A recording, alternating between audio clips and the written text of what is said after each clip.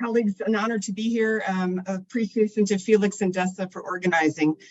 The United Nations, through the General Assembly, member states created the Joint SDG Fund in 2018 to provide a vehicle for blended finance for private sector investments into the SDGs around the world. The opportunity to speak about the group of friends of SDG financing positions me in a way to both give you the latest and greatest that was discussed back in December around the Bridgetown Agreement, and then maybe segue into the piece that's relevant to what the UN can offer to member states, which is around the private sector and really trying to leverage the public funding through ODA and blend it with the private sector financing. So as you all know, colleagues, the group of Friends for SDG Financing is co-chaired by Canada and Jamaica.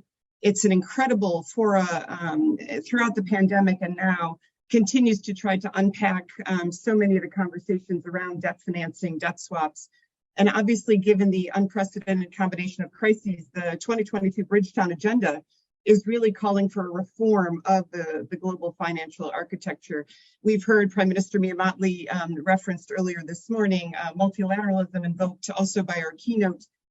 Very much the conversation going on among the group of friends is how to provide emergency liquidity, specifically for the small island developing states and those most impacted by climate change, how to expand multilateral lending, of course. And then the third one, which is where I think we, the Joint SDG Fund, are most relevant, is on that channeling of private sector funding into climate adaptation. So here we are looking ahead to September, to the SDG Summit, looking ahead to COP28. We were privileged to be present in Sharm el-Sheikh and engage with 4 CEOs of sovereign wealth funds, specifically to try to break new ground in how we access untapped funding for the SDGs. And if I could leave you with maybe 3 main points about the Joint SDG Fund in my short time with you. One, we're here to support member states. We're here through resident coordinators around the world. That's the highest ranking UN official in country, to provide you with support on how to engage private sector, how to engage asset managers, pension funds, to really channel those resources into government top impact investments.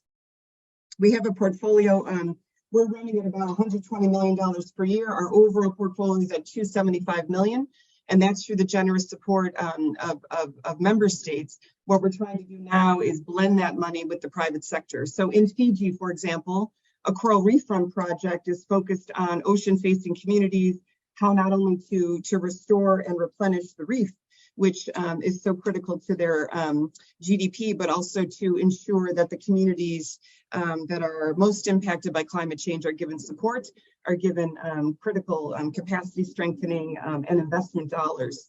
That's everything from a scuba diving firm that takes up tourists to marine protected areas to an organic fertilizer company that can now ensure that the runoff doesn't further damage the reef.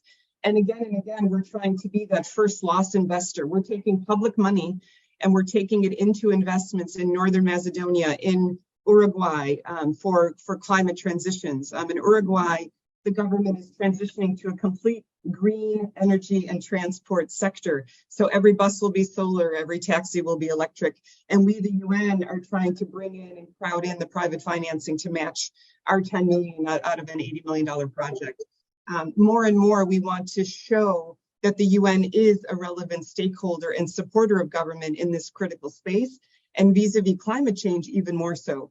We know that the urgency of preparing for the Loss and Damage Fund requires UN country teams, the support of the UN, to sit together with government ministries to anticipate, to prepare, and to be ready for that transition committee, and then for the conversations that will prepare us for COP28 in Abu Dhabi. So we're very keen to be a resource to all of you.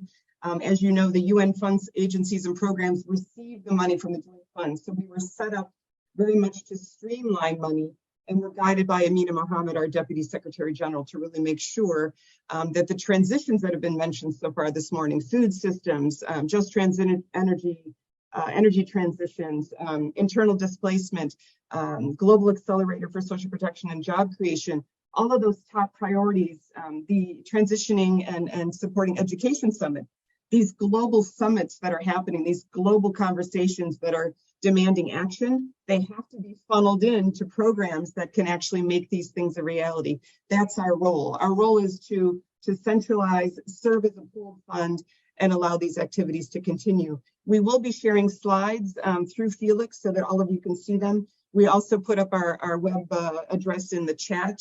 We'd really welcome engagement. We're already chatting up some of the youth that have reached out to us. So Esther in Tanzania, can't wait to work with you.